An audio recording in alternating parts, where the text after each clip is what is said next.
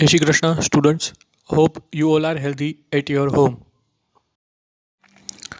Students, previous લેક્ચરની અંદર તમે કાર્નોટ સાયકલ વિશે ભણ્યા હતા. નિકોલસ લિયોનાર્ડ સાદી કાર્નોટ કે જેમણે 1824માં સૌપ્રથમવાર એક જે છે આઈડિયલ હીટ એન્જિન જે છે અને કાર્નોટ સાયકલની વાત કરીએ તો તેમણે રજૂ કરેલું એક સૈદ્ધાંતિક ઉષ્માગતીય ચક્ર છે કે જેનું સૈદ્ધાંતિક રીતે ખૂબ જ મહત્ત્વ છે. તેઓ ફ્રેન્ચ મિલિટરી એન્જિનિયર અને ફિઝિસિસ્ટ હતા અને તેમણે જે હીટ એન્જિનની વાત કરી હતી તેમાં તેમણે આઈડિયલ ગેસ જે છે તેનો વર્કિંગ સબસ્ટન્સ તરીકે ઉપયોગ કર્યો હતો.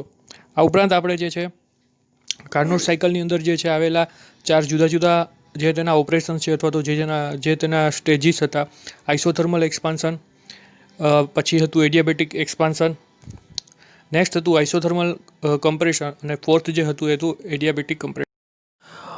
તો ફર્સ્ટ જે છે આઇસોથર્મલ એક્સપાન્શન. આઇસોથર્મલ એક્સપાન્શન જ્યારે થાય છે ત્યારે અગાઉ આપણે વાત કરી તેમ અહીંયા નીચેની તરફ જે છે રેઝર્વાયર જે છે તે રાખવામાં આવે છે. ટેમ્પરેચર T2 છે, પ્રેશર P1 છે અને વોલ્યુમ જે છે એ V1 છે. હવે બાજુના ડાયાગ્રામમાં આપણે જેમ જોઈ શકીએ છીએ તેમ આ જે છે પિસ્ટન એ આઇસોથર્મલ એક્સપાન્શન દરમિયાન જે છે પોઈન્ટ A થી પોઈન્ટ B તરફ જાય છે ત્યારે તેનું વોલ્યુમ જે છે એ V1 થી લઈને V2 સુધી ઇન્ક્રીઝ થાય છે અને પ્રેશર જે છે તે થાય છે P1 થી લઈને P2 સુધી.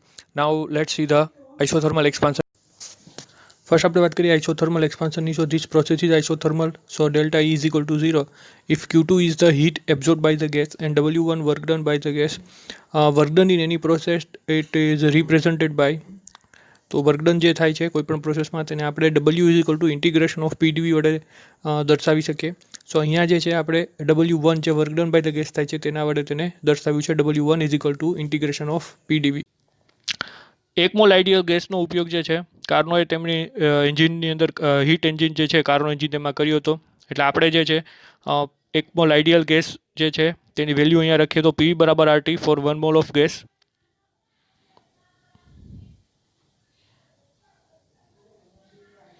P is equal to RT by V.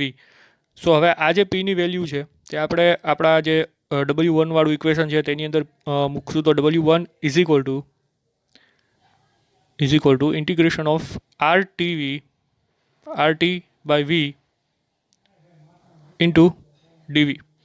RT જે છે એ હવે પછીના ઇક્વેશનમાં R જે છે ગેસ કોન્સ્ટન્ટ અને ટેમ્પરેચર આપણું T2 જે છે તેને કોમન લઈ લે બહાર. તો V થી V2 જે છે ડિફરન્સ જે છે ઇન્ટિગ્રેશન કે જે ફેરફાર થાય છે વોલ્યુમ માટે અને DV by V.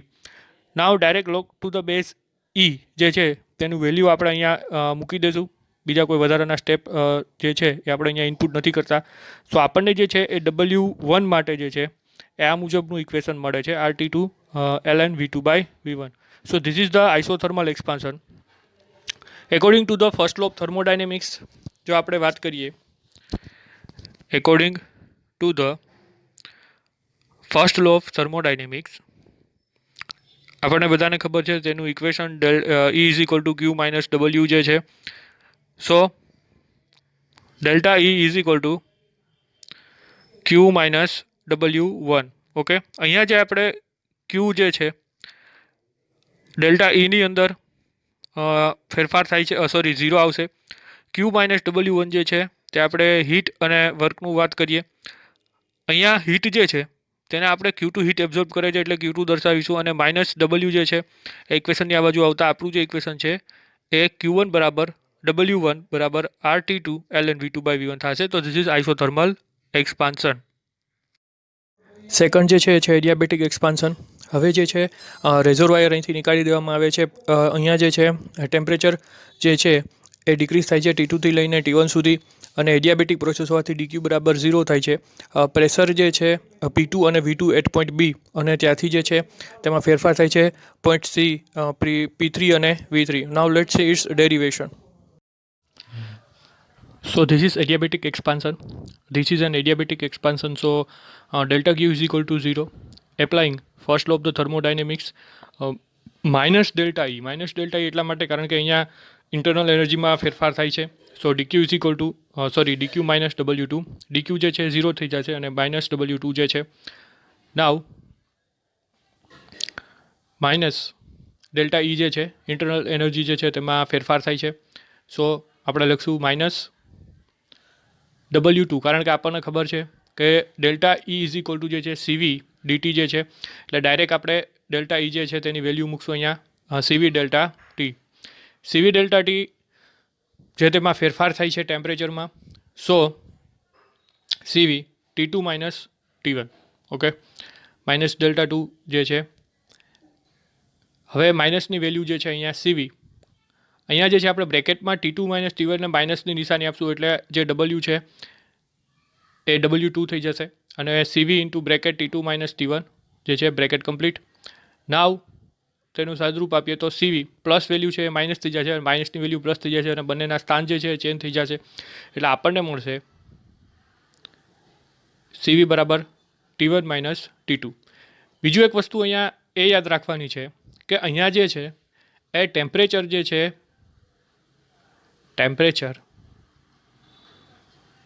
Adiabatic એક્સપાન્શનમાં temperature જે છે એ સિસ્ટમ જે છે તે ડિક્રીઝ થાય છે અથવા તો ફોલ થાય છે, ઘટે છે. ક્યાંથી લઈને? તો કે from T2 to T1. So this is adiabatic expansion. Isothermal કમ્પ્રેશનની વાત કરીએ તો ફરી પાછા જે છે હીટ રેઝર્વાયરને જે છે એ સિલિન્ડરના સંપર્કમાં લેવામાં આવે છે. વોલ્યુમ જે છે એ ડિક્રીઝ થાય છે V3 થી લઈને V4 સુધી. અહીંયા work done on the system થાય છે, એટલે W જે છે એ પોઝિટિવ આવશે અને હીટ જે છે ઇવોલ્વ થાય છે, એટલે Q જે છે એ નેગેટિવ આવશે. અને બાકીના જે વસ્તુ જે છે એ P વર્સિસ V ડાયાગ્રામ જે અહીંયા બાજુની ઇમેજમાં આપેલું છે તેમાં આપણે જોઈ શકીએ છીએ. Now let's see its derivation. Students, this is the isothermal compression. The process takes place isothermally, so delta E is equal to 0. If Q1 is the heat given to the reservoir at temperature T1 and W3 is work done on the gas. અહીંયા જે છે work done on the gas થાય છે. So applying the first law of thermodynamics, so we can note down WE is equal to minus Q1 plus W3. હવે work down થાય છે અને આ પ્રક્રિયા દરમિયાન જે છે એ હીટ ઇવોલ્વ થાય છે, એટલે કે હીટ જે છે અહીંયા રેઝર્વાયરમાં આપવામાં આવે છે, જેના કારણે થઈને અહીંયા જે હીટ ઇવોલ્વ થવાને કારણે જે છે એ Q જે છે Q1 તેની વેલ્યુ જે છે એ નેગેટિવ દર્શાવવામાં આવેલી છે. સો વર્ક ડન પ્લસ થાય છે, એટલે કે હવે ડેલ્ટા E તો 0 છે, તો minus Q1 is equal two જે વર્ક ડન છે W3 note down the work done. અહીંયા જે થાય છે work done A on the gas થાય છે, એટલા માટે થઈને એની વેલ્યુ પ્લસ છે. સો W3 is equal two RT1 ln V4 to V3. So this is the isothermal compression for the ideal gas. Last જે છે એ છે એડિયાબેટિક કમ્પ્રેશન. ફરી જે છે ગેસ અહીંયા જે છે એ રિવર્સિબલી અને એડિયાબેટિકલી કમ્પ્રેસ થાય છે. વોલ્યુમ જે છે એ V4 થી લઈને V1 સુધી જે છે તેમાં ફેરફાર થાય છે અથવા તો ઘટે જે છે, which is shown in the diagram. Adiabatic compression છે એટલે આઈડિયલ ગેસ જે છે તેની હીટ જે છે ડેલ્ટા Q એ 0 થઈ જશે. Work done on the system થાય છે અને ઇન્ટરનલ એનર્જી છે ઇન્ક્રીઝ થાય છે, તો બંનેની પોઝિટિવ સાઇન છે એના વડે દર્શાવવામાં આવશે. Now let's see work done in a adiabatic. Now adiabatic compression. Here, since work done on the system, adiabatically temperature of the system increased from T1 to T2. Here delta Q is equal to 0 because this process is adiabatic. Okay. Now applying the first law of thermodynamics.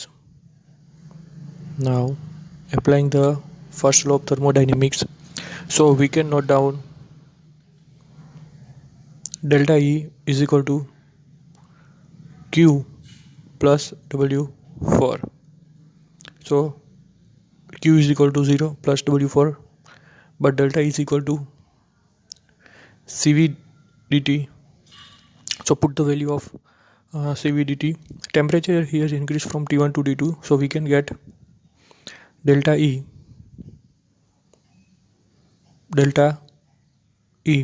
is equal to CV T2 minus T1.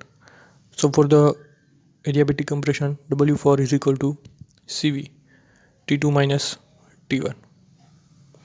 So this is adiabatic compression. Now net change Q by the ideal gas. એટલે જે આપણને net heat change થાય છે તેની value આપણે જે છે find out કરવાની છે. તો Q2 જ્યારે આપણને તેની શું રકમ મળી તો એને માઇનસ Q1 જે છે તેની વેલ્યુ આપણે આ ઇક્વેશનની અંદર મૂકવાની છે. સો RT2 ln v2 by v1 minus minus જે પ્લસ થઈ જશે એટલે RT1 ln v4 by v3. સો અહીંયા જે છે આપણે આ જે વેલ્યુઝ છે એ આઇસોથર્મલ કમ્પ્રેશન અને આઇસોથર્મલ એક્સપાન્શનની છે. સો નેટ જે ચેન્જ થાય છે Q2માં એ છે RT2 ln v2 by v1 plus RT1 again putting the same value of Q minus and હવે જે છે તેના સ્થાન બદલાવી આપણે Q બરાબર RT2 ln v2 by v1 minus RT1 ln v3 by v4. અહીંયા જે છે એ RT2 અને RT1 જે છે તે અને v2 બાય v1 અને v3 બાય v4 જે છે તેની કોમન વેલ્યુ આપણે જે છે એ Q વડે દર્શાવ્યું. તો Q બરાબર R જે છે T2 minus T1 ln v2 by v1 because we are taking v3 by v4 is equal to v3 by v4 is equal to v2 by v1. So this is the net heat change. હવે વાત કરીએ the net work done by the gas.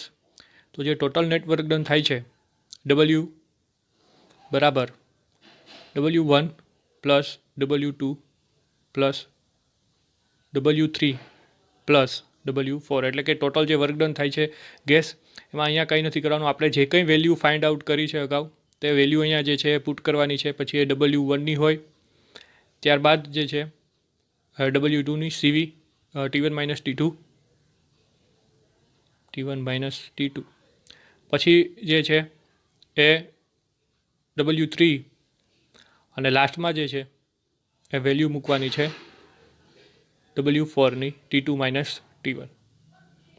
આગળ જે છે અહીંયા આપણે વર્કડન જોઈએ છે એટલે જે કાંઈ સાદુરૂપ આપતા જઈએ તો RT2 ln v2 by v1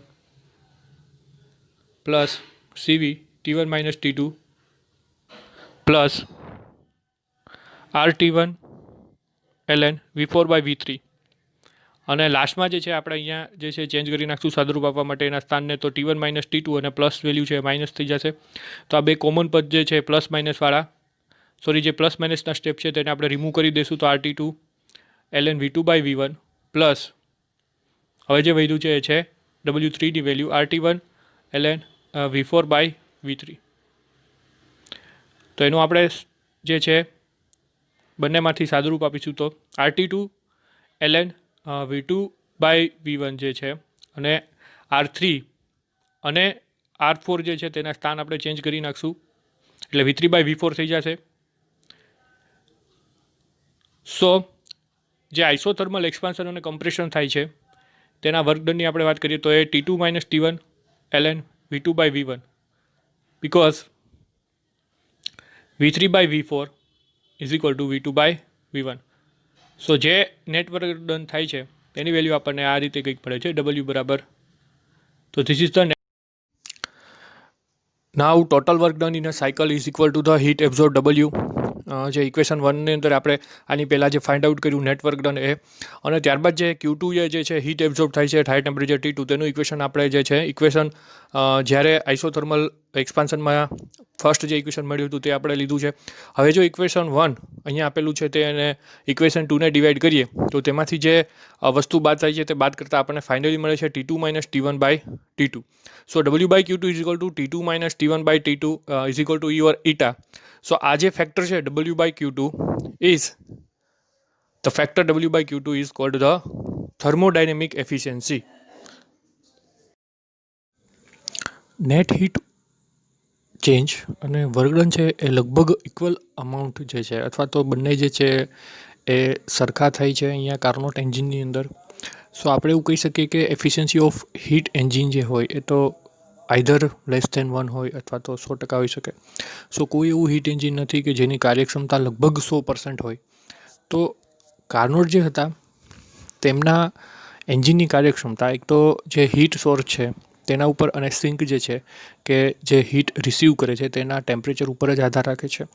આ વસ્તુ તો શક્ય છે જો હીટ અથવા તો તેનું ટેમ્પરેચર ઇન્ફાઇનાઇટ હોય અથવા તો જે સિંક છે તેનું ટેમ્પરેચર 0 હોય, જે શક્ય નથી કારણ કે કોઈ પણ સિંક જે છે મેક્સિમમ હીટ જે છે એ રિસીવ કરતી જ હોય છે.